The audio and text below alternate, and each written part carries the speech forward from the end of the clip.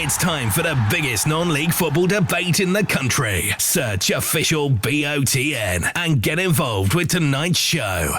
Well, welcome to the podcast, the first episode of the non-league debate for the new season. We are recording this at Heybridge Swifts Football Club. Delighted to say that Gary White is the guest today on the podcast, the chairman of Heybridge Swifts. Have also got Charlotte Richardson and Jody Brown back for another season as well. So much to delve into and talk about this year. One of the things I wanted to do on the podcast, though, was just tell everybody a little bit more about us. I'm sure if you're listening, it's one of the things that people will say: who's on, where they come from, what do they do. So my name's Ben, and I've been in commercial radio for a number of years.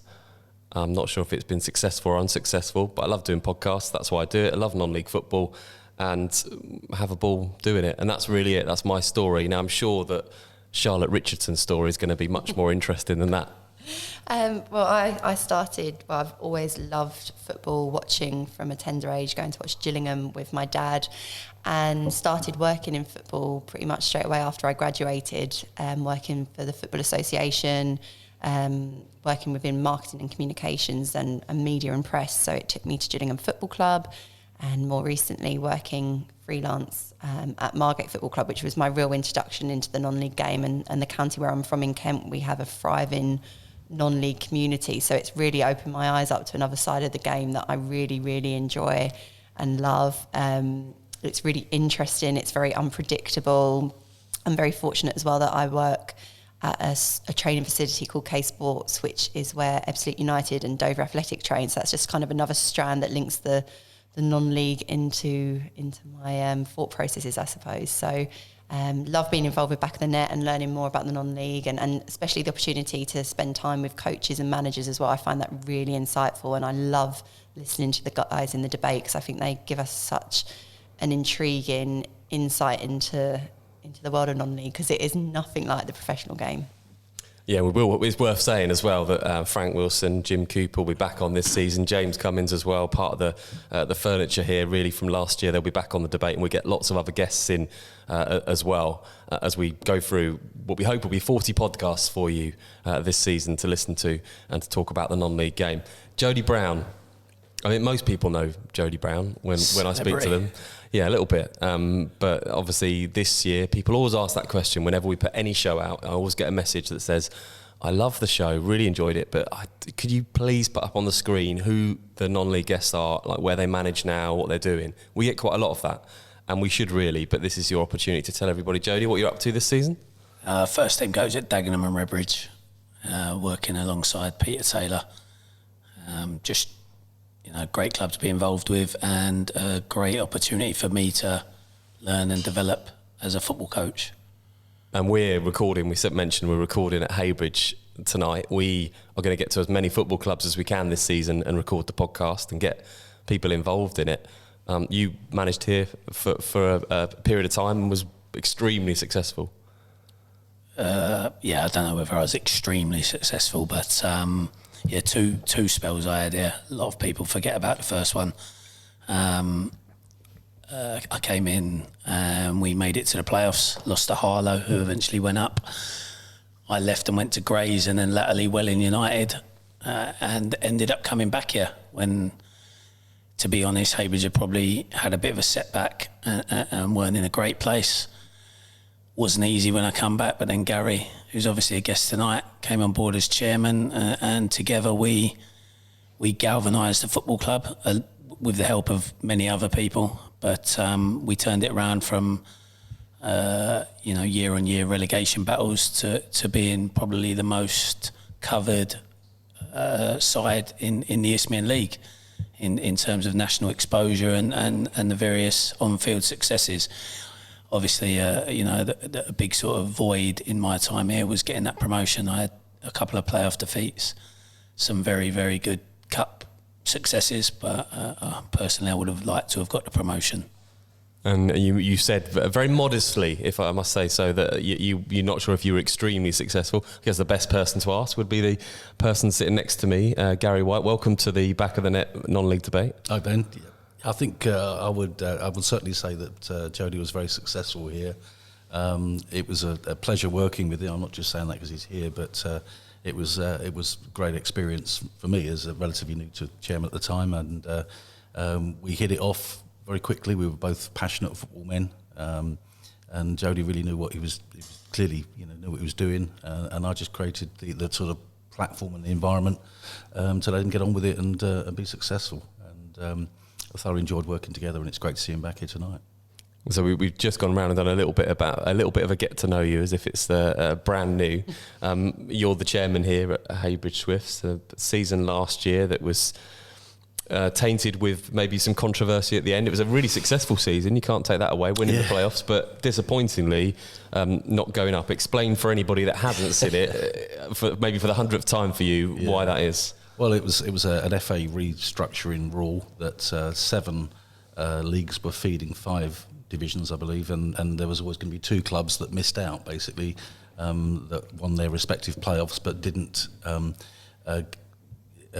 achieve sufficient goals per game ratio. So the lowest 2 goals per game clubs, one of which was us, stayed down. But unfortunately, it was obviously we beat Morden in a dramatic playoff final, which was a great achievement for the club and fantastic event. But the next day we were dependent on Cinderford Town beating Yate Town to stay up. Now Cinderford couldn't go up, so they were going into a game knowing that even if they won it, they weren't going to get promoted, even though they were unbeaten in 16 games, facing Yate Town, who could go up and were the home side, and understandably won 3-1. So we do feel a little bit aggrieved about that. It's the way fate sort of dealt us the hand, but we didn't quite get enough points per game. I think another win or another draw or whatever would have put that right. So you could argue that we knew that rule at the start of the season, and it's down to us, and we just have to deal with that and live with it and prove them wrong going forward. Does it ever cross your mind? Certainly crossed mine from the outside looking in. Why were there extra teams promoted the year before, if this was going to be the eventuality that some teams couldn't go up who actually earned it? That's right. The year before there was 3 teams went up. That's true. Yeah. The following year only 1. Surely if there was a bit of foresight from the league and the FA, they wouldn't have promoted the extra team. Yeah, absolutely right. And then the following year, the rightful, deserved promoted team would have got promoted. Yeah, or at least give us an opportunity to have some sort of super playoff or something like that. It's a massive anticlimax. I've never experienced anything like it in football. From the highs of being here on the Sunday night and having a drink with all the players and the fans, it was fantastic. Then the next day, okay, you're still positive going into that game, because looking at the form for Cinderford, you think, well, you never know, they might go there and win it. But we're never going to win that game. That was never going to happen. It would have been a ridiculous situation. I even mean from the league and the FA's point of view, could they not have put all the playoffs on the same day? That's exactly. So at least you didn't have these dead rubbers. Yeah. Like you say, Cinderford, how demotivated must they have been? You wouldn't be surprised if players were away on holiday and it was a nothing game for them. So I think when the FA look back and reflect, they know that between them and the league officials, they got it badly wrong. Yeah, I agree. Plenty to talk about on the podcast tonight. We put a tweet out earlier today to get you involved in the show and to get your thoughts on a number of things. We're going to talk about the National League, obviously returned at the weekend, and Jody, you were involved in that. We're going to talk about player holidays during the season, which has been, again, it's reared its head this year and been quite controversial. I'm going to get the opinions of our guests tonight and see what they think about that. Betting companies as sponsors is another topic this evening. Really big news that Bet Victor will be sponsoring all of Step 3 and Step 4 across the country. And Respecting the Badge was the last thing you put out. A few different topics around that, player movements this season from clubs and what we think about that. We're also going to be looking at the National League Team of the Week. As always, they put that out, and we're going to be talking to David from the National League next. This is the Back of the Net podcast. So delighted to say that we've got David Richardson on the phone joining us for the first show of the season. Very good evening to you, David. Evening, Ben. You must have been a very busy man this weekend with everything in the National League and the South and the North kicking off. Yeah, it was always a little bit busy on the first Saturday of the weekend. Of course, it hasn't quite completely sort of kicked off yet for us, really, obviously, with the step 3 and 4 still to come. But no, good to have some match reports coming in on Saturday evening and getting some match pages ready for Sunday. Yeah, it was busy as usual, but I think we got there in the end. What were your highlights looking at the National League first? Well, it was interesting. Obviously, you always wonder how teams coming down from the Football League are going to get on. And obviously, both Yeovil and Notts County lost. Notts County lost at Eastleigh. Obviously, they have had a really difficult summer with the whole takeover saga, as have Yeovil, which is nearing completion. But obviously, Notts County got theirs over the line a week before the season started, which meant they could start signing players. So they had been under a transfer embargo. But yeah, they were humbled early on at Eastleigh.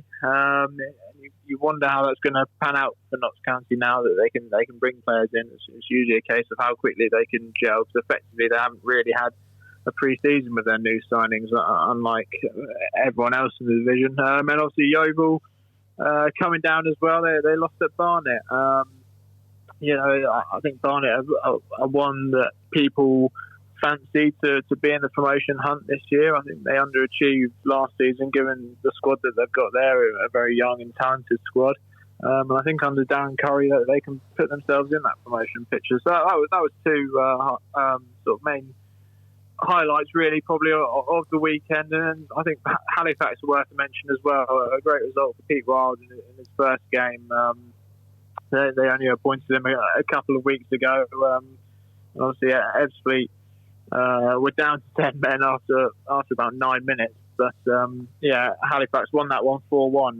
A great start for them and for Pete Wild. It's can be a difficult club to manage, Halifax. I think their fans are expecting, obviously, an ex-Football League club there. So, it'd be interesting to see how that one pans out over the course of the season. Jody, you were obviously in the National League with Dagenham and Redbridge at the weekend, and David's given his summary of the day. Is that fair? His summary's fair, yeah, because it's his summary. No, I mean, is there anyone for you that jumps out that you think you agree that will be, in the race, not in the race? It's very early days, but it's interesting always the first day of the season in any division. Yeah, my experience being involved in the opening day of the season is it doesn't really tell you a great deal. There's nerves, there's real high adrenaline, real high motivation levels. Some teams have had more settled pre-seasons with better continuity from the players that have stayed on board from the year before. Some haven't, and it's a 46-game season, so I read very little into the opening game. Not just would you have said lost. That if you won? Yeah, no, 100%. I would have said exactly the same thing. I've been involved in a lot of season openers and lost some, won some, and it's never really been a gauge of how the season's going to end up. The sides I sort of look at that stand out, I mean, two of them played each other, Solihull and Harrogate. I think there'll be sides that are challenging at the top of the table. I think Fylde will be challenging at the top of the table. I hope that we bounce back from our opening day defeat and get ourselves towards the playoff places. And it's worth mentioning Woking, just for balance, even though they beat us, they've come up. It was their first game back in the division. Alan Dowson has been very successful manager over the past 3 or 4 seasons with Hampton and Richmond playoffs, promotions, and then Woking immediately getting promoted. He's continued that. He's had a great start, and unfortunately, we lost the game 2-0. But actually, on reflection, when you look back at it, we played pretty well, and there's many, many positives we can take from the game. So yeah, credit to Woking, first game up in the league, same as Torquay, I think, won as well. So the teams that come up gave a good account of themselves. Yeah, worth mentioning that as well. I wanted to ask to get your opinion on that, David. Woking obviously did so well last year, came up, and it was a surprise result really, because they've just come up, and people wondered how they would be back in the National League. Yeah, and they've re-signed a lot of that squad from last year, and I think there's probably a fair amount of question marks over a lot of the squad as to whether they can play at this level and keep the team up in the National League. They have made some good additions, though. Obviously, Dave Tarpey's one, a striker that you think on his day he can get to 20 goals in this division, you would think, given his history with Maidenhead. But I think by all accounts, Woking at Dagenham, they're a big side, Woking. They've got 4 sort of giant centre-backs who they play in a back 5. And I think Dagenham were undone by 2 set pieces. And that's very much going to be key for Woking this season, really, defending in both boxes for them. In the past, in this division, they've struggled with crosses and set pieces. So I think that's first and foremost what Alan Dawson is trying to address, and clearly on Saturday it worked. But I can't agree more with what Jody said in terms of the opening day. You do get a lot of surprise results, and things don't perhaps pan out as what you might think. You often hear managers saying nowadays, you always look at the league table until sort of 10, 15 games have been played, and then you assess how things might be going for you and what you need to bring in or what you're doing well. So, yeah, plenty of changes to come throughout the season, but a great start for Woking. That's exactly the type of result you want on the opening day. I want to move on from this, and we'll talk about the team of the day. But Jody, just quickly, a fair assessment there of Woking and a really good result for them. In the dressing room afterwards, what was the mood? Was it real disappointment from the players and the staff? I think professional footballers are always disappointed when they lose, no matter what's at stake. We were all disappointed. We've obviously spent 5 or 6 weeks preparing to make a good start. But I reiterate, on reflection, we played pretty well. Woking's defenders defended really well. A lot of blocks, a lot of last-ditch clearances. Keepers made a couple of good saves. We've missed a couple of open goals. So, although we were extremely disappointed, when we reflect, if we take the good aspects of that performance into the future, we'll be fine. We will be speaking to Woking's Max Kretzschmar, who will be coming on to the show very shortly. David, finally, I just want to ask you about the team of the day. You always get a lot of feedback on this from fans when you put it out. I think it's a great thing to do. Talk us through some of the players that stood out at the weekend.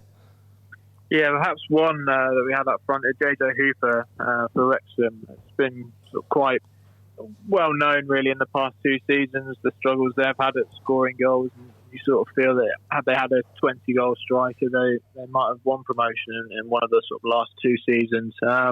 But Brian Hughes has tried to adjust that this season. They've brought in a few strikers, JJ Hooper being one of them. He was obviously at Grimsby, but he was on loan a bit last season at Bromley and did well there. And he started off with goal and assist for Wrexham in their win against Barrow. So that will be a big sort of maybe relief for their fans, possibly, that they've got someone who knows where the goal is, and maybe they can rely on him to get the goals this season. Harry Buseman for Sutton United had a really good game for them up at Hartlepool in their 3-1 win. He's a player who's obviously played in the Football League before, and there's a lot of question marks this season around Sutton, obviously with Paul Doswell moving on, Matt Gray coming in, and you do wonder how much that would affect the club. But they have kept a core of players, the likes of Craig Eastman, Kenny Davis, Collins, the centre half, and their captain. And they've brought in the likes of Omar Bodwell, who's a striker, who's not bad at this level as well. So a great way for them to start the season. We've had quite a lot of stick maybe on Twitter this week over the missing Alfie Pavey for Dover, who scored twice in their win at Chesterfield. Admittedly, that was a bit of an oversight on our part when we were coming up with the team on Saturday evening, but I think we'll put that one down to the first weekend and a bit of rustiness. You could just say, look, it's tight. We got decisions to make on a Saturday, and you back yourself. Say, look, we have decisions to make. Got to leave some players out, but yeah, obviously a great performance from Alfie. Just moving on to the National League South and the North very quickly. Your thought last year, both of those leagues were so competitive. Some really good teams in there. Are you expecting similar this season? Yeah, I think so. I think generally when you look at these divisions and the National League as well, it's difficult to pick an outright winner. I think maybe in the South you look at sort of Havant as one you would perhaps expect to win the title, but I mean, again, it's so difficult. You've got Billericay, Chelmsford, all the usual sort of suspects, Concord, although Sammy Moore's moved on to Hemel. And the same goes for the North as well. Some really big clubs in their ex-football league. I think you look at York under Steve Watson and some of the signings that they've made. Steve McNulty was in our National League North team of the day on the weekend. Two really difficult divisions as usual, but like you say, it's great entertainment for us and great to be able to cover these leagues without really knowing what's going to happen each weekend. Well, like you say, 3 very difficult divisions, very difficult to pick a winner. So my final question to you tonight, as I want it on record on day one, is who's going to win each of those divisions? You can only say one team as well. National League as well. Yeah, National League South, North, just 3 title winners. AFC Fylde, Havant and Waterlooville, and York. Okay, right. This is obviously on record officially. It's all recorded and documented, and we'll see how you get on as the season progresses. David, thanks for coming on. I know you've got a really busy week this week with the start of steps 3 and 4. So we'll hopefully speak to you next Monday, and we'll get your thoughts on match day 2 in the National Leagues and the start of steps 3 and 4. Brilliant, great. Thanks, Ben. This is the Back of the Net podcast.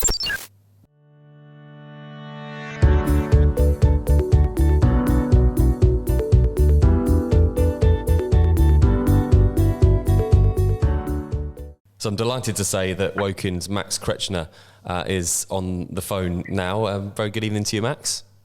Hi, Ben. How are you? Right? Yeah, really good. And you must be delighted after an opening day win in the National League.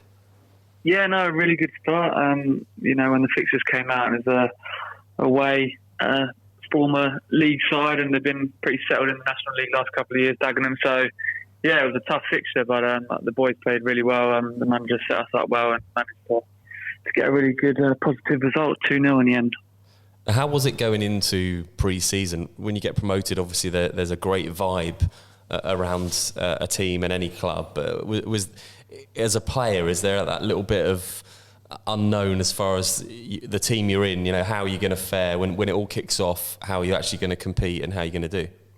Yeah, of course, because a lot of the players we've kept on this season were from last season, so we've still got a core spine that we have in defence and a couple of players midfield and up front, so all the way through the team. So you've always got that familiarity with each other, but you do have maybe doubts or just thoughts about whether you do it at the next level. I mean, a few of our players have played at this level anyway, so that's a positive and done really well. But I think the players we have got who haven't played at this level could have played it before and are looking really strong in pre-season and in that first match now.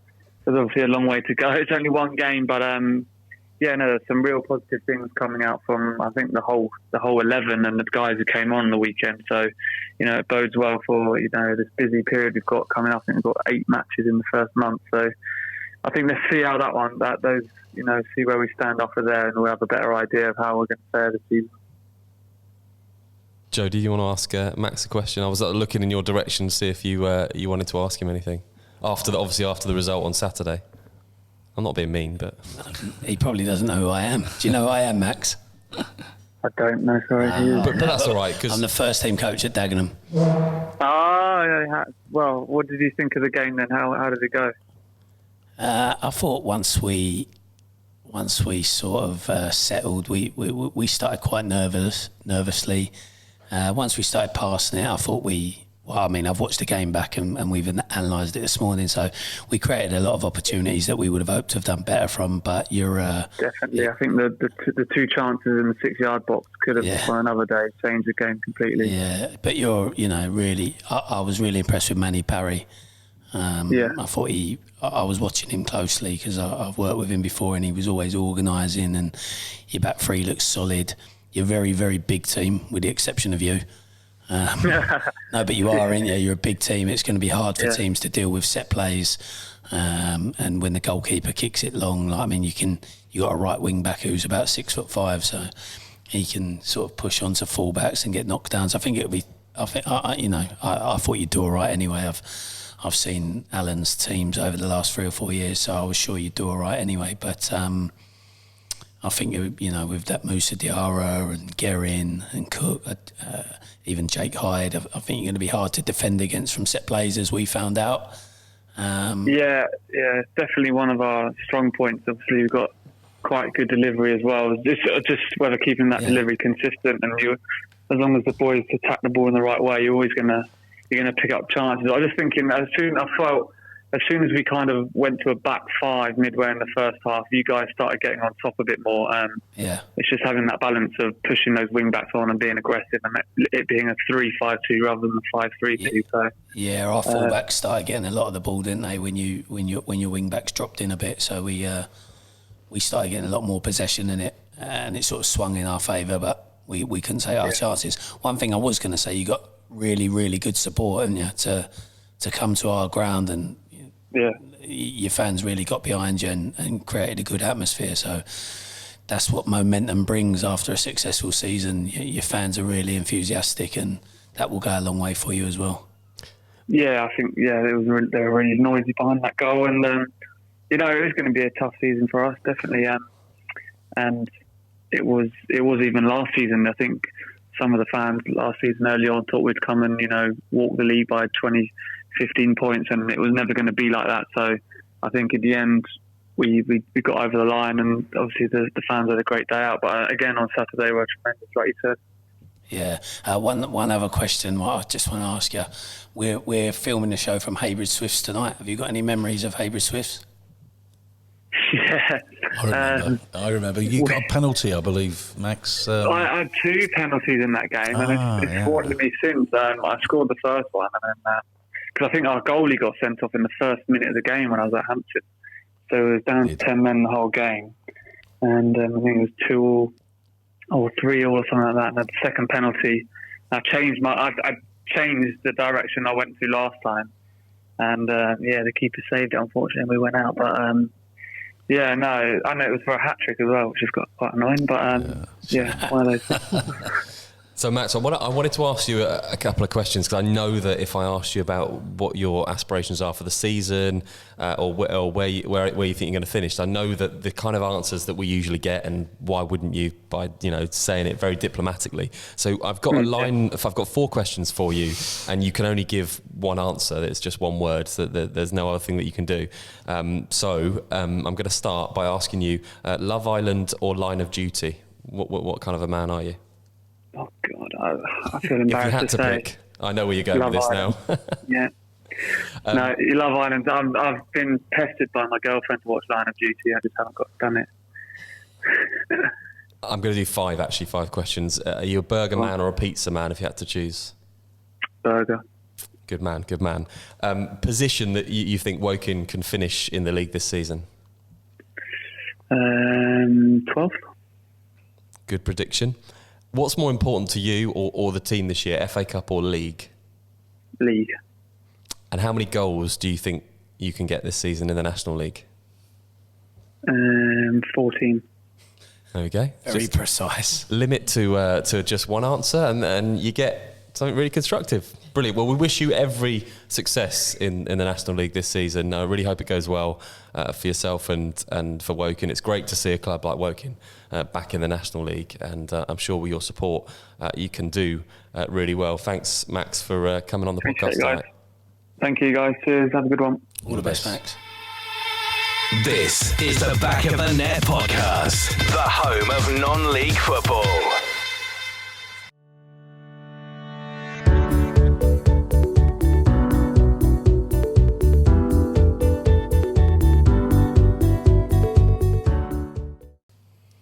So welcome back to the Back of the Net podcast, the non-league debate. It's the first episode of the season. I'm delighted to say that all season we'll be going to different football clubs and recording the show. We want you to get involved. You can get involved across social media. It's official BOTN on Twitter, which is really the home of non-league football. One of the topics we wanted to talk about tonight, I say we wanted to talk about, this. This was one of the ones that I'd scribbled down earlier on. Player holidays during the season. There's been a lot said by managers and staff and on social media about this year. I'm sure it's something that comes up every summer. And lots of players at this level of football in non-league take holidays during pre-season, some during the season. And there's a couple of clubs that their players have got weddings and got things to go to in August when the season's actually started. Where do we stand on this? Charlotte, I'll start with you. I think it's a really interesting one, and it does sort of depend upon the level of the club, I think, as well. So with the overview that David was giving about the National League, I thought it was quite interesting, the dynamic he picked up of the Football League clubs coming down to this level now. I think non-league is about as professional as it has ever been and as competitive as it's ever been, which makes pre-season more important than ever. I think if you're looking at the National League and the level that Jody coaches at, you wouldn't get a player, that level of professionalism. It just wouldn't happen. Yet, at Margate, the Ishmael League and around it, it's a genuine issue that a manager has to consider. I certainly know it's something that happens quite frequently.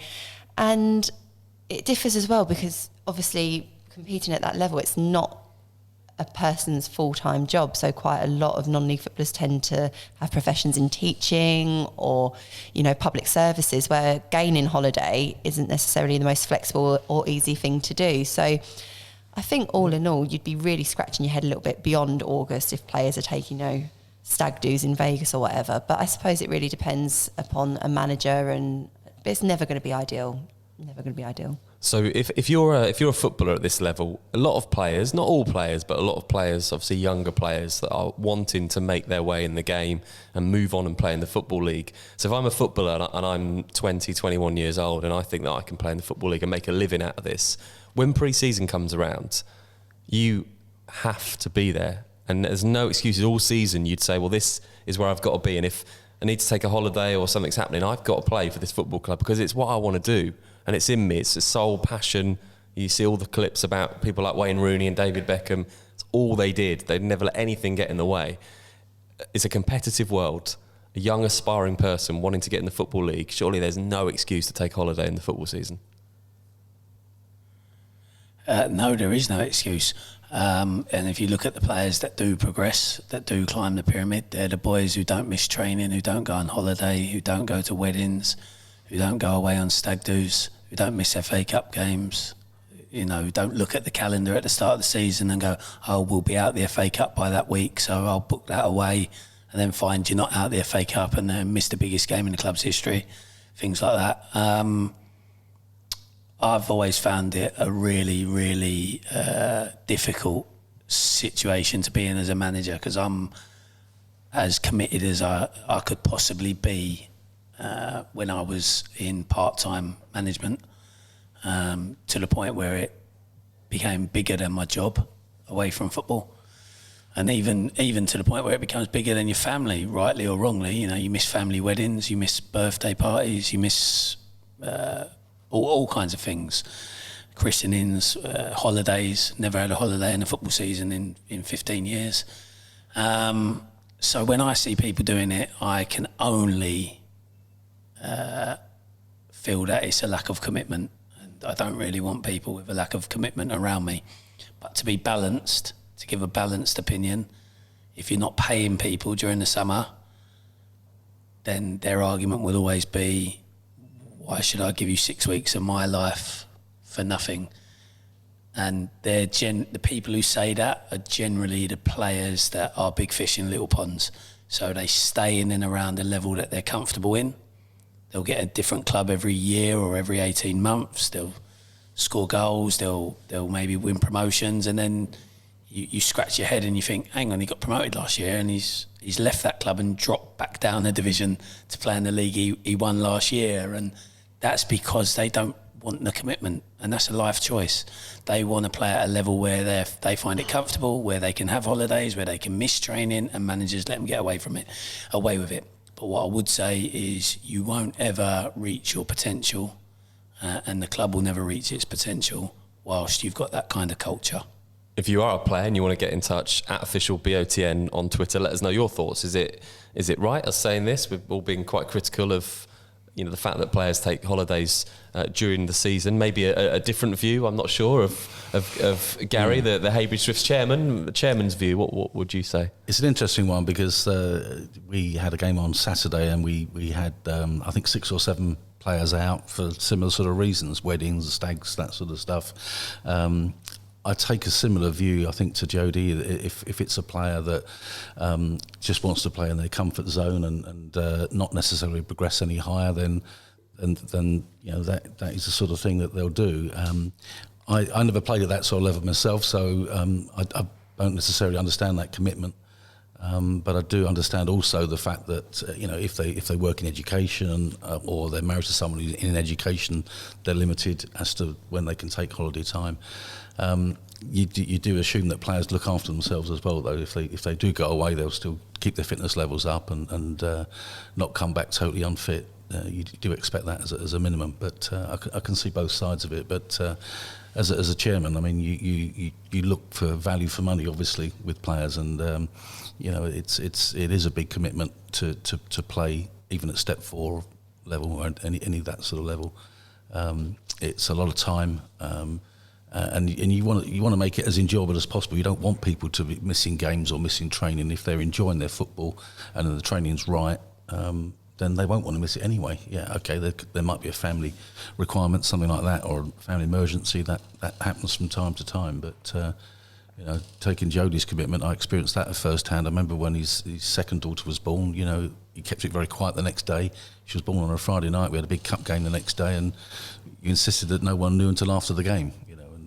Just wanted to stay focused on the game. So, huge commitment and a great example he set there. I think it comes down to sacrifice, doesn't it? What are you willing as an individual to put into a football club? And for chairmen and workers and volunteers and so on, that holiday never really comes about. I think more and more, especially this season, it doesn't feel like there's a definitive end from one season to the other. So even when I went on holiday, the laptop comes with me, the phone comes with me, and I'm putting press releases out about signing players because it doesn't really stop. And I think the average listener and supporter, someone that doesn't play football and hasn't, would do anything to be paid to play football or to compete in step 3 and 4. And I think they would quite willingly give up a holiday or 2 weeks abroad to be able to play football at a competitive level. And certainly the point you make with the younger professionals now, I think non-league is becoming more and more of a hotbed for young talent, and those guys are driven and ambitious, like Jody says, will become more successful, and along the way they will make sacrifices such as all-inclusive holidays. In the season, are we saying that we've debated the pre-season and that's the period that we've just come out of in many of these leagues, but in the season and during the real fixtures, is there no excuse at all? If at any level, if it's in the season, and you put your hand up and say, I'm not available this Saturday because my mate's getting married, is that any excuse? Look, it's one of the reasons why I wanted to move on from my position at Heybridge, because we played Horsham away in the FA Cup. I felt as though we could emulate what we did the year before. We were only 2 more games away from getting to the first round again. We went to Horsham. Obviously, we weren't to know that Horsham were going to end up getting promoted and being a real force in that league. But we went there missing 2 centre-backs and, non-football related reasons. So I was extremely disappointed. And as Charlotte said at the start, you get to a certain level, you don't have to deal with that. You know when you turn up to training how many players you're going to have there, what you can work on, what you can't work on. And when you're planning your preparation for a game, you're not having to consider people's work schedules, family schedules, holiday schedules. So that makes a big difference. But you do have to be balanced on these things. And, players that are earning £20 a week, how much commitment are they going to give? I'll go back and say I've had players that were earning £20 a week who are now professional footballers. And they gave commitment. But then there's other players who might look at it and think, I've got no aspirations to be a professional, or I'm not good enough to be professional. And they treat that 20, 30, 40, £50 a week as what it is, petrol money. So they still go away on holiday. They still have their social lives. It becomes a problem when the player sort of comes back from those situations and expects to be treated like they never went away. So, a player will go away, a good player, they'll come back and you don't put them back in the side, and they're knocking on your door as a manager straight away and saying, why aren't I playing? Well, you haven't been here for the last 2 games. I've even had it where they want to know why they weren't paid for whilst they were away. And you try and explain, if you don't go to work, you don't get paid. You know, this isn't a situation where you get sick pay and holiday pay and et cetera, et cetera. If you want to treat it like a hobby, then you'll be paid like it's a hobby. But yeah, it's a big grey area, the pre-season, where we tend, at steps 3 and 4, you tend not to pay the players during that period, which I agree with. But then it is pretty hard to ask for their full commitment during those 6 weeks. Yeah, really interesting topic, this one. Gary, I'm going to give you the word on this. In season, as a chairman, would you expect your manager to be coming to you and saying, look, a player wants to, we're not going to have one of our best players because he's going off on holiday? No, not at all. I mean, after that Horsham game last season, I mean, that may have cost us 50,000, 100,000 quid getting knocked out of the FA Cup. That may have been the reality of the situation. We'll never know. I'll give you an example of commitment as well. I mean, we mentioned this guy earlier on, Dave Tarpey, who I think used to play for Maidenhead. Obviously, when they were in the National South, and they played an away game up at AFC Fylde, who were also in that division at the time, and so they were part-time. You know, he went up there, scored 4 goals. I think they drew 4, or he scored all 4. Got a 5-hour coach journey back, and he had to be in work the next day at 6:30 in the morning, and he made it. You know, 6 months later, he got a pro contract. You know, there's something in that. You know, the guy's commitment was unbelievable to do something like that. So, I mean, we had players here, didn't we? Like Jack Barham. He was earning next to nothing, never missed anything. He's now a pro at Barnet. That's right. Reece Grant was on next to nothing. Used to get the train and the bus to get here to training from London.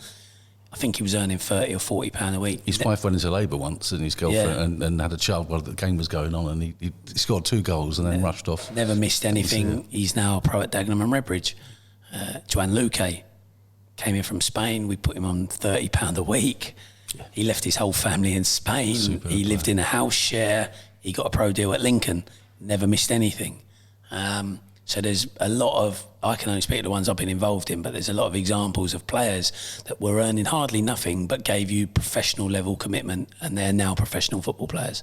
So the trend and the illustration of what commitment can bring you is there for all to see. I think there's another argument to be had as well, particularly for sort of National League South, North and underneath. You know, these players, like you say, they can be travelling to Bath from Kent on a Tuesday evening and they're up at 6 a.m. So I guess there is an argument to be said, look, I want my 2 weeks off in the pre-season. Okay, I'm going to miss a handful of games or getting 60 minutes here and there, but you will get my commitment later on. And sometimes I do think that is potentially not undervalued, but is another challenge that a non-league player who works full-time has to undertake. So there is that argument, and I guess a balance for a manager and coaching staff to think, like, do I be a bit more lenient when I can before the real stuff starts? Because you know, it's a long old season, and everyone does need a break. Yeah, Cool. No, you go, Jody. I was just going to say, I think that is something that's completely undervalued by all spectators from slightly outside of the bubble of non-league football, the commitment that these boys do give. So you sit in the stand on a Saturday and moan your head off and be negative towards people, but they were out training Tuesday night and Thursday night in sub-zero temperatures on some old AstroTurf under half a light, getting in at 12 o'clock at night, getting up and going to work the next day to prepare for that game that you turn up to moan at and say that the boys aren't trying. I don't think there's anyone in non-league football who turns up Tuesday, Thursday, Saturday who isn't trying, because it is a huge commitment. Charlotte's exactly right. When you have to pick yourself up and go to work on Friday morning after you've trained Thursday night and stuff like that, it's a massive commitment. So I don't question their commitment, I just question their ambition. Players who go away on holiday and miss big chunks of seasons and pre-seasons obviously aren't that ambitious, and that's their right. Interesting topic that I think we'll discuss more as the season goes along, and I'm sure in every sport it's exactly the same. The dedication that you give, you're right, you're going to be more successful if you give that. Let us know your thoughts as well. It leads us nicely actually into the topic that we're going to discuss next, which is respecting the badge in non-league. Get involved with the debate. Tweet at @officialBOTN to have your say. The home of non-league football. So respecting the badge in non-league football, this has kind of come from the Premier League this summer, and we've seen the likes of Paul Pogba and his statements across social media, albeit it looks at this moment in time that he's going to be staying at Manchester United. There's other examples as well of players that perhaps that want their moves. Romelu Lukaku at Manchester United was an interesting one. He put out, I think, the team's sprint stats across social media at the weekend, and he's obviously trying to drive the move away. We could talk about various examples in the Premier League and the Football League. Coming down to non-league football, we've seen quite a lot on social media this summer. There's been a few instances of players that have perhaps committed to clubs and then done a U-turn and swerved, and when they've been announced by clubs as well on social media, we won't name names. Is that respecting the badge? Me? I don't think you can really respect the badge of a club until you've been there for a period of time. I think it's all a lot of false rubbish. When players, win, lose or draw, I'll thank you to the fans, great to have you there. Oh, love the club, hashtag forever Swifts, or hashtag come on you daggers, or whatever. Because, they're the same people that, when they're not in the public eye, will slate the club. It's the nature of football. You watch the very top, they're all just trained animals who give the same boring interviews, never tell the truth about anything, and you never find out about the real person. And it's filtered down to non-league because of social media, and you've got players who play for 5 clubs a year and tweet like they love each one of those 5 clubs. It's absolute nonsense. I've been involved with a number of football clubs in my career, but the only one that I was involved, well, maybe 2 long enough to honestly say, I love the club, and that was Heybridge, and probably my first club, Tiptree United, who are no longer. Apart from that, you can't build an affiliation and a love for a football club over 6 weeks. It's utter nonsense, and a lot of these non-league players that are on Twitter pretending they love clubs and then move for an extra 20 quid, they didn't love the club, and thanking the fans, it's just nonsense. But if there's not love for clubs, which according to Jody there isn't any love for clubs, which is it's a fair view. No, not any love for the club. I said you've got to be at a club for a long enough period of time to grow an affinity for that club. So, for instance, the club we're at now, Harrison Chatting, he's played probably over 100 games for the club, so I would expect he would have an emotional connection with the club. But some of the players Heybridge had last year who aren't here anymore, who played about 20 games for the club, if they're tweeting out, I loved my time at Heybridge and I hold them dearly in my heart, it's nonsense. It's utter nonsense. And when I read it, I laugh. But if there's not, if and that's a fair view, but if there's not that love for the club, should there be respect for a club? When you look at non-league, you only have to look around a club like Heybridge that we're at tonight and recording the show from. The people that volunteer at the club, the people that give up their time and the effort of selling programmes, putting the programmes together, the people that work in the clubhouse, the people that do the ground. There are so many people in non-league especially that give up their time for a football club. And when players come and play for however long, there should be a real level of respect. Non-league football, and in the short time that I've really taken an interest in it, the landscape, I think, has probably changed in terms of the way that the leagues have professionalised, puts more and more focus on results driven, whereas maybe in the past non-league football was kind of community driven. It was just the place where you knew everyone, it was very friendly, win or lose, you'd be at the bar afterwards having a beer. But alongside the points we've made already, there's a lot of young players dropping out from the programme, using it as a platform to bounce back, and when you have that, somehow, these clubs do become stepping stones, and it is a ruthless business. I know of players that I've spoken to who, on the flip side, have been promised things by managers and then all of a sudden get dropped like a ton of bricks. It can be a ruthless game, and sometimes, there's parts of it that aren't great. But I think if you build a good culture around a football club, you command more respect and loyalty. And certainly, I work in PR and marketing, so I can exactly understand where Jodie's coming from, and we do it. We big up certain signings and, certain initiatives and stuff like that. But there can be examples when it's a good thing. And at Margate, we have tried to build a culture, and I think an example of where that's worked is last season we had Cadell Daniel on loan from Dover. Wasn't necessarily getting game time there, came to Margate with one objective to play football with a smile on his face. We were in a relegation battle. It was a perfect match-in. Cadell's now signed for Margate, and I think that is because there is an affinity and a respect for the club, but also an understanding that he's an extremely talented player, and we might play a role in pushing him back up to the National League. Culture is a really important thing, and it comes from the top down, and I'm sure in your experiences as a chairman you've set that out, and the tone that you want your football club to... I think you're absolutely right, Charlotte. I mean, you want people to enjoy their time here, players, however short that may be, and there's a lot of time they spend in and around the stadium, training, that sort of stuff. 90 minutes is only a small part of their weekly activities, so you want the place to be friendly, and not just for players but for fans as well. So you've just got to try and create that environment. There's only so much loyalty you're going to get, because it is a very competitive market. There's managers much more transient, if you like, as a workforce these days, and inevitably they're going to take players with them, and particularly step 4, if you have a particularly good season, your players are going to be in demand. There's no question. With cup competitions like FA Cups, they dictate so much of budget, don't they? So you can maybe forecast that you're going to do so well in a competition, but if that dries up and then money dries up, you have to be quite ruthless cutting people out, and it's a two-way thing. If you're a player, I suppose you can think, well, I'm on a non-contract, they can show me the door at any point. Lo and behold, if I'm doing quite well and scoring a lot of goals or keeping clean sheets, and I can make a move, or it's interesting. It's quite complex, and I think sometimes maybe with social media it makes it look slightly different to what it is. Sometimes social media can be a bit of a smoky mirror.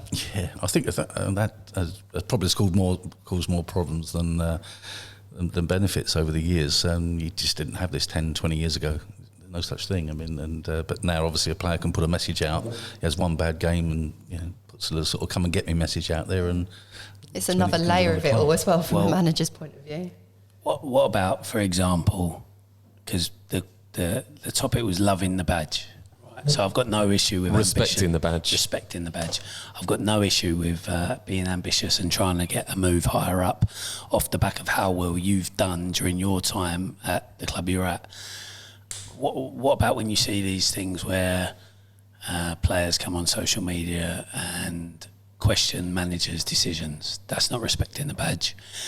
When players go on social media and question, I don't know, if they feel they've been underpaid, that's not respecting the badge. These are personal issues, and you bring the club into question publicly. I've probably a fault of mine in my career has been being honest.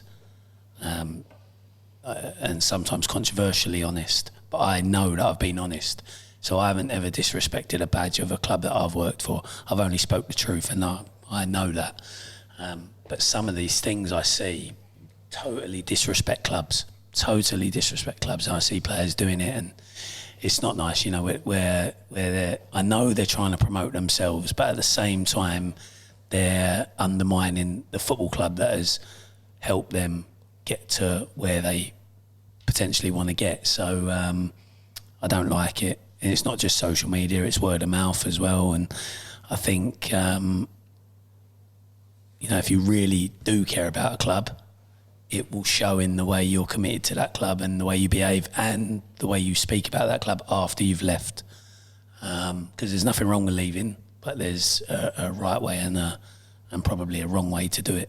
The thing that cringes me sometimes after a game, you might see a player tweet something like disappointing result, but nice to get on the team sheet, nice to get on the goal sheet or something, or score a goal, or whatever. And I'm like, I don't get that. Yeah, if you've lost, there's nothing to celebrate. I don't. Standard non-league tweet now is gutted to lose 4-1, pleased to get an assist, thanks to all the travelling fans. Hashtag Forever Swifts. or we go again Tuesday. Yeah, or we go again. And it's, listen, I think social media is brilliant for interaction, but it's also become so false and so much about self-promotion. Some clubs use it really well, some players use it really well, some clubs use it badly, and some players use it badly. And maybe as a tool of promotion, it is partly to a factor in why you don't necessarily see club legends like you used to anymore. Players accumulating 100, 150 odd appearances for clubs, because now players are so accessible. I mean, it is even a means of tapping up, isn't it? Sending someone a direct message and finding out, like... Have you been involved in that? tapping players certainly up on behalf of your club? Have you, Gary? No, of course not. Ben, in no your tapping role up, at Heybridge, are you sure? That's not But again, though, it could genuinely be a consideration if you're a player thinking, right, I want a good profile, I really want to push on, and you look at how your club, interacts on social media, and again, there's nothing worse than going online and seeing a club give match report updates that are really unprofessional and cringy, or, and I've definitely encountered that. I can't really think of names to call to hand, but like certainly at Margate, we would never say something derogatory about an opposition player. We'd report it how we see it, but we've been on the end of stuff where what club was it? I really wish I could remember, but I felt like I wanted to find whoever ran the Twitter feed, because it just was unprofessional and unfair, and it certainly didn't show any respect for the club I work at. This is the part of the podcast where we've been going for a little while tonight, and when you do any sort of activity, you get a little bit more tired and you kind of open up a little bit more. So this is probably the most honest part of the podcast. So all I'm saying is, if you haven't got an hour to listen to it each week, then maybe just skip towards the last 20 minutes. I'm going to go back to the players respecting the badge. It's something I wanted to mention, but we were just talking about social media and its use. I feel like we need to get a few moans out now. Charlotte, you started to do that, so it's fine. We can come back to you. One of the things I've hated all summer is, and this is really controversial, and we've got Gary here, who's a chairman of a football club, so we'll get his opinion.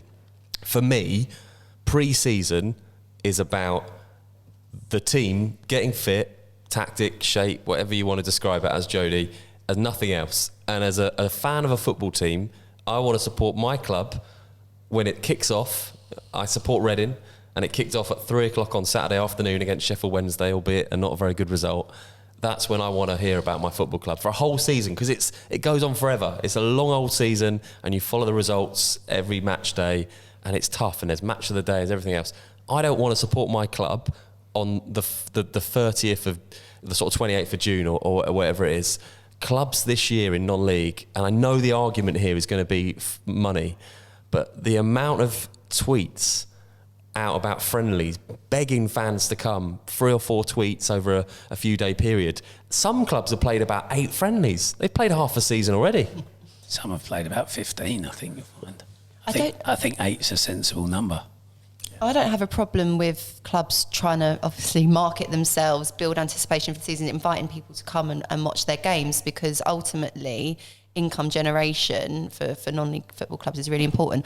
I agree with you around the point of the coverage of pre-season friendlies. I think it's felt like it's turned a little bit excessive this summer, and I say that having freelance work with Margate, I'll be open and honest about that. I work for them and I look after their communication channels, and there's been this kind of pressure to report it, and I don't agree with it. I don't think it's particularly respectful sometimes to your opponents. Certainly, for Margate, we've had a couple of games where I think we were 5-0 up within half an hour, and I don't think it's right to be tweeting every goal. I would much rather say, here's a preview, here's the halftime score, and here's the full-time score. I think the sort of 90-minute, step by step, it's just not really productive, and I think also it can, pre-season doesn't really tell the story. Margate are unbeaten, it's brilliant, but that doesn't necessarily mean come Saturday it's a written result against Brightlingsea. But because there's been this incessant commentary of everything, I don't know, maybe it's building some pressure that wasn't there in the past. Some clubs actually put obviously it's great during the season when you get updates. A lot of clubs now have great social medias, all the images with the players, goals, updates. Some clubs even go as far as if there's a free kick or if there's a shot, and they'll put shot on there and a little line for anyone that can't make it. It's brilliant. But minute by minute in pre-season, surely is overkill. Surely. No. It's whatever you want to do. If that's your strategy to engage with your support base, then there's nothing wrong with it. If that's your strategy to make your club look maybe better than what it is, to build expectation, it's fine. I think the people within football know that the results aren't massively important. It's more about the performance and the conditioning, like you said. But it comes from the very top now. Like when I was growing up, you didn't see pre-season games on television. Now you can watch, like, people are celebrating Tottenham winning the Ice Valley Water Cup the other day. To be fair, though, to Tottenham, that's the only thing they're ever going to win. One trophy in 20 years. But generally, the very top level filters down, Of course, more and more pre-season coverage from the very top level is given to us on television now. I watched Chelsea against Wolfsburg the other day. What value was that game? There was about 14 substitutions made, and it ended up like a basketball match, 5-3 end to end. Well, it has no bearing on the season, I don't think. But as a supporter of Chelsea, I was still interested to watch it, and I think if Heybridge played a pre-season game and put a live stream on Twitter or YouTube, I think people would watch it. And I don't worry too much about what other clubs put on their Twitter, and I don't think they worry too much about what clubs I've been involved with put on theirs. I think it's just all about building expectation, building interest, and if you want to use pre-season games for that, then fair play to you. I guess as a chairman, the money in pre-season is the thing that you think about. Yeah, I mean, it does help. I mean, we had a reasonable crowd on Saturday, and we had a decent take over the bar and that sort of stuff. But what was more important was what we learnt from the 3-0 defeat. The other games we'd won quite easily. And I was sort of going around saying to people, we haven't lost in 25 pre-season games or whatever it was. But we probably learnt more from that 3-0 defeat than from the other victories. So it was a good workout. So. Just going back for a moment to respecting the badge, which is where we originally started, and we mentioned social media. I guess one of the questions I had for you, Jody, was as a manager, can you control it now? Can you have any sort of, if I was a manager, which I probably will never be, I've done my level 2, but I think that's about as far as I'm going to go. That's more than a lot of managers. You said it, not me. But if I was a manager, I would want that, and I'm not a control freak, but I would want that control of saying, look, if you're going to disrespect the badge, disrespect the club on social media, then you're not going to play. Is that too tough now because you'd end up with no players? No. I think I always try to instill a culture within clubs I've managed that every sort of word spoken publicly was always positive about what we were trying to do. I would never have taken kindly to seeing a player go online to question a substitution or bring the club into disrepute regarding anything that they were unhappy with. It would always be something that should have been dealt with behind closed doors. Inevitably, it does happen occasionally, but it comes from the culture. And then where I am now, where you've got a manager as experienced as Peter Taylor, and from the levels he's worked at, I don't think any of the players would even dare to go on social media and write something negative about him or the club. So I really do think it just comes from the top, and I think if the manager conducts himself right publicly, the players are expected to follow. I mean, you look at some clubs in the lower levels of non-league football, some of their managers do their team talks on Twitter.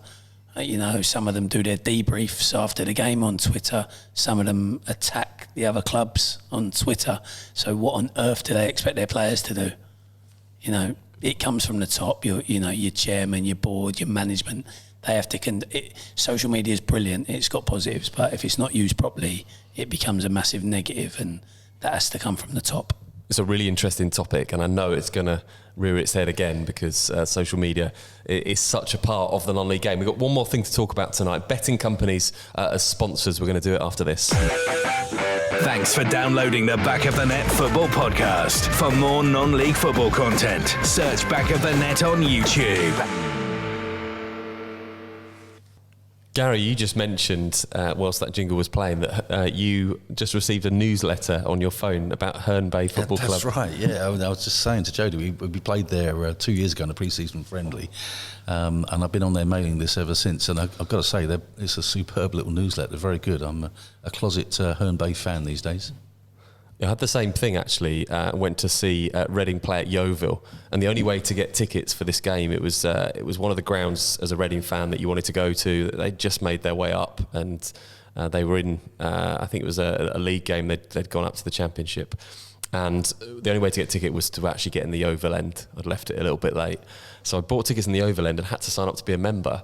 And now I am a loyal Yeovil FC member. I get emails on a monthly basis saying, "Dear Mr. Eltham, just to let you know, the fixtures list is out, and we've got seats available for this game." So I keep up to date with Yeovil.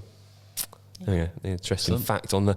You get interesting facts on the podcast. Going to do that for you every week. Right, last topic tonight is all about betting companies as sponsors. Sky Bet sponsor the Championship, League One and League Two. Big news this season was that BetVictor will be sponsoring all of Step 3 and Step 4. Opinions on that? It's divided opinion, it's fair to say, on social media. In fact, I think we'd probably go a bit further in saying that a lot of people are against the idea, say it's morally wrong. How can players and management staff not be able to bet on games, and the company that's sponsoring the league is a betting company? What are your thoughts? It's completely unethical in that sense. You know, the Football Association has clamped down not only in the professional game but in the non-league game, and club secretaries at every club that we cover are given strict instructions to tell players and managers not to bet on games. Those same managers and players are participating in a league where the headline sponsor is a betting company. It's quite jarring. I know in my role how difficult it is to get sponsors into football clubs. So I can understand why the league has accepted what I imagine is quite a lucrative deal. If you're going to do that, I think you have to consider the moral implications and where the league then wants to position itself in terms of educating players. Because as well, underline this, betting is crippling. It can lead to addiction. It can lead people to really, really dark places. So what sits uncomfortably with me is where's the sponsorship money going? Is it developing the league? Is it supporting elements of community outreach? I'm not entirely sure. I was slightly disappointed, but I do again sympathise with the fact that money is hard to come by, and if you get a sponsor wanting to give you a big lump sum, arguably for the Isthmian League that has tilted the scales, and money talks. Just to point out, it's the sponsor, if you're not sure how this level of football that we're talking about works, it's the leagues that are directly underneath the National League, the National League North and the National League South. They're steps 3 and 4 of the English pyramid, and that covers the Isthmian Leagues, the Northern League and the Southern League, and that basically covers the whole of the country, and BetVictor will be the sponsor for all of those leagues. Yeah, I think we're all around this table, we're all sensible enough to understand the financial implications, and that the league need substantial backing to do their job well. Charlotte touches on the moral implications. Would you have a very successful drug dealer sponsor your league? I don't think you would. Cigarette companies were banned from sponsoring sporting events in early 2000. If you remember, they sponsored all the snooker events, all the motor racing events, some football events. They were banned because of the moral implications to have their branding all over products, allowing people to perceive smoking as positive. So if you put betting companies, and let's look at the Premier League, I think there's about 12 teams sponsored by betting companies. If you plaster that all over football, what are young people seeing all the time? They're seeing about betting. It's a huge problem, believe me, it's a huge problem what people don't recognise. All the young footballers bet and gamble. Lots of them gamble on football wrongly, and some get found out.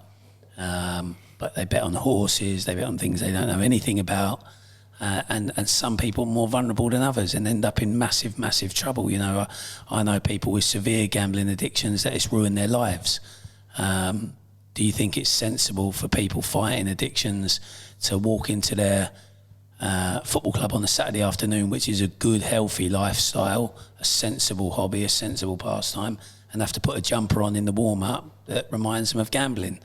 I think it was immoral to accept that backing. I understand the financial implications and the reasons they would do it, but where do you draw the boundaries? Like, I know you sort of smile when I say it, but if a drug dealer turns around and says, "I'll give you £1 million to have my name on the Isthmian League shirts this year," are you going to let him? It's a good argument. I guess a good argument. As well, the thing that just doesn't sit right with me is that I think there will inevitably be a spike, because it's such an area of focus for the Football Association, clamping down on it. We've seen high-profile cases with the likes of Paul Scholes and others, because Paul Scholes obviously is a shareholder at Salford. You can't do it. They're clamping down on it. So how can you fine a player in a league for an activity that you endorse? because you are endorsing it, because you're letting them sponsor your league. I don't know how you can, do that. And I don't want to draw names of clubs, but say the season starts this Saturday and a player thinks, I'm feeling really confident, I'm going to score today, I'm going to bet on myself. Well, they're not allowed to, but then the league, it doesn't stick right with me. I think the precedent was set when the Football League allowed Sky Bet to sponsor them. I mean, no one can not do it then after that, can they? Really? And I'm speaking as someone who lost a very good friend to suicide a few months back, who the night before he tragically passed away had been gambling. So who's to say that was or wasn't the cause? The thing we love about football is its power for good, and as we've seen this weekend with the Community Shield and the Speak Up campaign around mental health, it can be such a fantastic tool. And I would just have loved if the league had been able to maybe position itself or explore other commercial avenues than this one, because I think it would have taken a stand, and then in turn maybe have attracted more people that say, oh, do you know what, I want to align my business with you because I appreciate the moral. I think but maybe that's a bit too expecting too much. No, it's a good point for people that are morally in touch with humans and society. I think so much of society, and it's reflected in football clearly, is just financially driven, to the point where Harry Maguire is now worth £85 million. That's how financially driven football is. This is an average centre back. Yeah, he's average. He's good. He's a good England, an average Premier League centre back. He's just 85 million. So the money going in and out of football is a ridiculous level, and we work in a much lower level. But Gary knows the sort of money you have to pay for good players now. Yeah. You'll know, I know. It's all relative, and the league and other leagues and other clubs have decided to affiliate themselves with betting companies. Yet we all know that betting kills people. It leads people to committing suicide. It leads people to divorce. It leads people to lose touch with their children. It leads people to very dark places. We all know it. So how anyone can sit and try and justify it purely from a financial point of view is wrong, because as stupid as it sounds, you would not accept a drug dealer sponsoring your league. And gambling is an addiction that some people can manage and some people can't. Some people take cocaine every Saturday and go to work on Monday and they're fine. Some people take cocaine on Saturday and it kills them and ruins their lives. True. And that's the same as gambling. Would it have been the same outrage, and would we have the same views if a beer would have been a sponsor, a brand of a brewery? It's not illegal for the players to drink beer. It is illegal for the players to gamble. So just from a rule point of view, you're encouraging something that you're saying is wrong to do, but you're encouraging it. But yeah, right. I do think it's a bit distasteful to have alcohol advertising in sport, and I think you'll see there's been a massive decline in it. I remember when it used to be like Budweiser and it was plastered everywhere. I do think it is in decline, but the gambling companies have taken over. But I use the precedent set by the cigarette and tobacco companies. They were banned from all sports because people on mass numbers were getting very sick or dying as a result of smoking. Football has got so much money in it, so much money. The TV money alone, we don't need to then take advertisement money from gambling companies. We don't need to do it. There's so much money in it. If Harry Maguire's worth 85 million, give Heybridge Swifts £10,000 to help run their season. Someone made a point about the Maguire signing, and why not give 5 million of it to Bolton or Bury, or there is so much money that I think it's there's players earning £500,000 a week. The argument against it, obviously, we'll just touch on the Premier League, but the argument against it is obviously the people would say, well, actually Bolton and Bury have put themselves in that position, so why should we have to help out everybody that puts himself in debt? But the thing is, it's become unsustainable and it's ungovernable, and it is beginning to infiltrate down into non-league level now. It is. Really, really not. The wages that are being paid nowadays, it's inflated. It's skewered everything. But I think with it's pointing a critical finger at the Isthmian League, but it's not just the Isthmian League, it's other leagues as well that have sold their soul a little bit. I sit on the committee of a youth league, and again, part of my portfolio to help support that grassroots league I do in a voluntary capacity is to generate income. Any sponsorship deal that we secure, the first question, how can it support the players? So we have a sponsor who gives us a nice lump sum. That money is used to give every club within that league free footballs.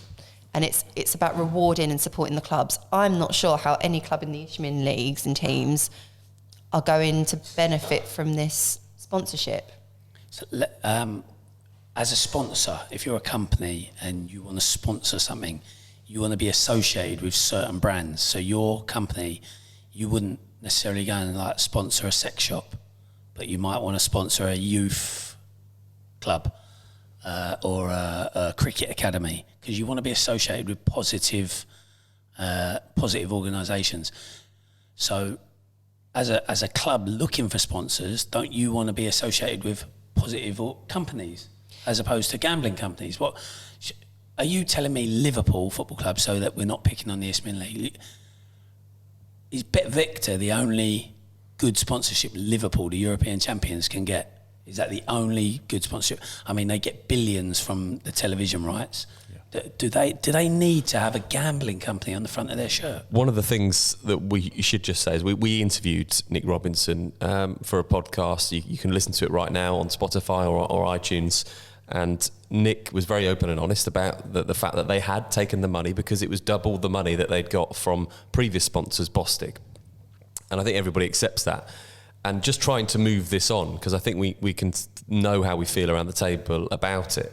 Is it now about showing the clubs, or if we've, and I know this is not, and you're going to say to me, well, actually it's not, because you should just never do it. But is it now about them showing the clubs, well, we've done this, and I know we're going to take a lot of stick for it, but we've done it, and we've got this amount of money, we are now going to do some real good, or does that not matter? I think it does matter, and I'd like to know your opinion as a chairman, because arguably, you know, you run a fantastic football club here and you manage the brands that you associate yourself with. Does it feel a bit disempowering to know that you don't actually have any control over the fact that both directly and indirectly, you're now associated with a company? It does a bit. And also the fact that outside of football, my day job is accountancy. You know, I've been an accountant all my career, and, you know, people advertise because they want a return on that investment. You know, you don't put money into football just to think, oh, that'd be a nice kind thing to do, we'll get corporation tax relief on it. If they're spending X 100,000, they expect to get more gamblers and more income back as a result. It's business. That's why they're doing it. They're not doing it just out of just corporate social responsibility or, you know, charitable donations, that sort of stuff. They will want a return. I think it would have been astute of the league to have considered that as part of the PR around the announcement, because I think they would have been fully aware that there would be a backlash. And clearly, if Nick said that in the podcast, they do something similar with MITRE, don't they? You know, the clubs get signed into a contract, which again is it's a bit of a dictatorial way of doing it, but at least they do get some free kit or some kind of mild benefit from it. I think, like I say, it would have been prudent of the league to think, right, we're doubling our sponsorship, great pat on the back for us. How can we reward clubs? And even if it was something like, you know, rewarding each club with £100 to go and invest in their facility, because non-league clubs are falling by the wayside because they can't get the investment, and then they get fined because their stadiums aren't up to scratch for the FA, and it's a really hard cycle. And I think for chairmen and volunteers, sometimes I can imagine it feels a little bit like banging your head against a brick wall when there's so much money and none of it seems to be trickling down in a decent enough way. Well, let's ask Gary. Gary, you went to the AGM of the league. I did. What was said there? There must have been some questions. Obviously, a lot of clubs, Nick said when we spoke to him, were unhappy and were writing an email in him.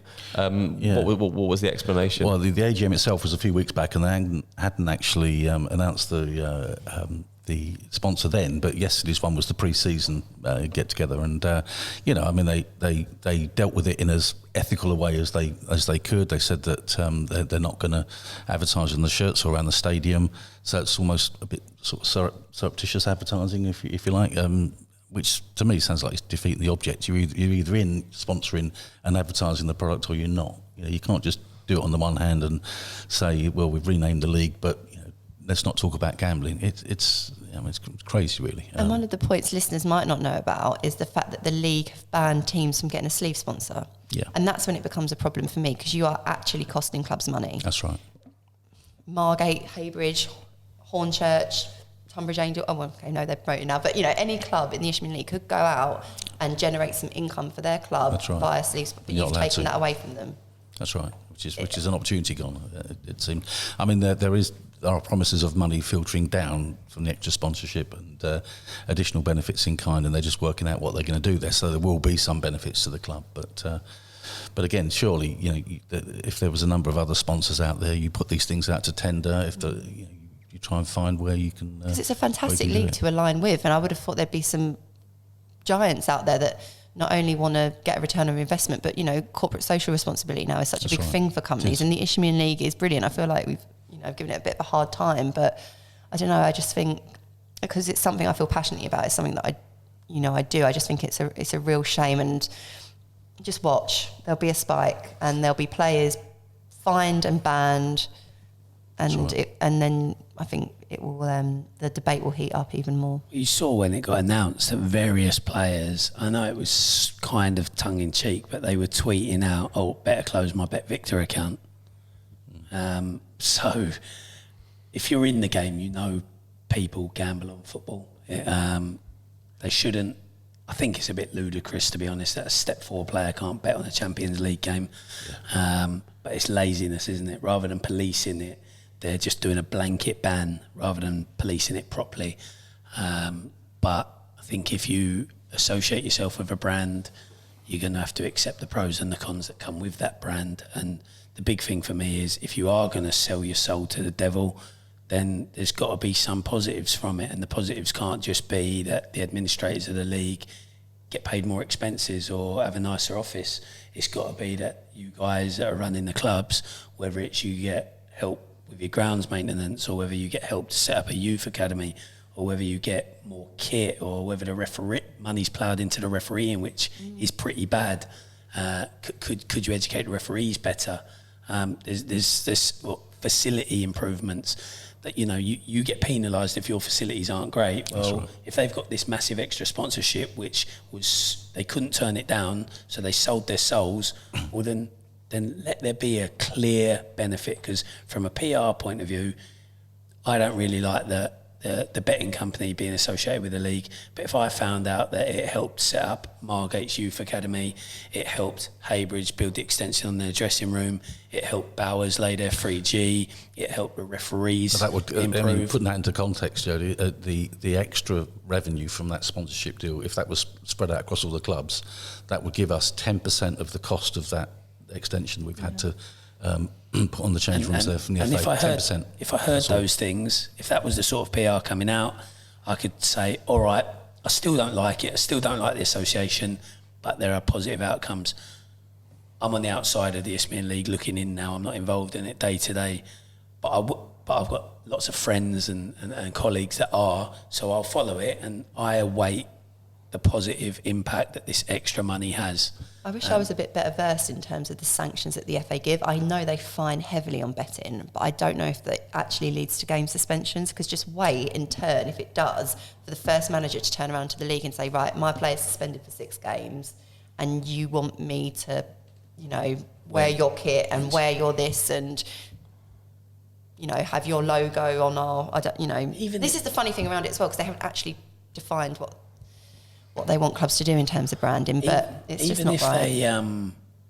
Even if they sent round people to do discussions at every football club about the dangers of gambling, proper discussions, because I'm pretty sure, having worked at numerous clubs and with numerous groups of men, pretty much every team has got at least one player that is borderline gambling addict. Yeah.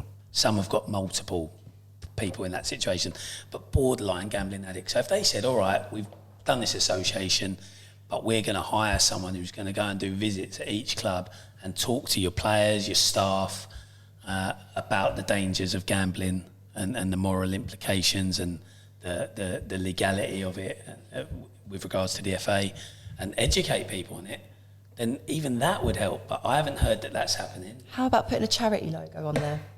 Yeah, well, Barcelona did it for years, didn't they? Gifting it for charity. Loads of ideas, and I'm sure this again will come back to. We try and get more comment from the league as well. We'll try and get one of the members of the Isthmian League board to come on and explain a little bit more about it, and it will be nice to see what they eventually decide to do, and certainly we'll speak to clubs and see if they feel the benefits of this bumper sponsor deal. Plenty to talk about, plenty for you to get involved in as well. Do get involved with us on the non-league debate this week. It's official BOTN across social media, and don't forget you can download the podcast. Click subscribe on Spotify and on iTunes. We'll be doing this every week. We'll be tackling all of the tough topics across non-league football, various guests on the show, and that will be happening every week throughout the season. Can't wait for it as well. Bumper edition tonight, long extended back of the net non-league debate to kick us off. My thanks as always to Charlotte and Jody, who will be back on the show in coming weeks, and a big thank you as well to Gary, the chairman of Heybridge Swifts. Hope you've enjoyed it, and thanks very much for having us here.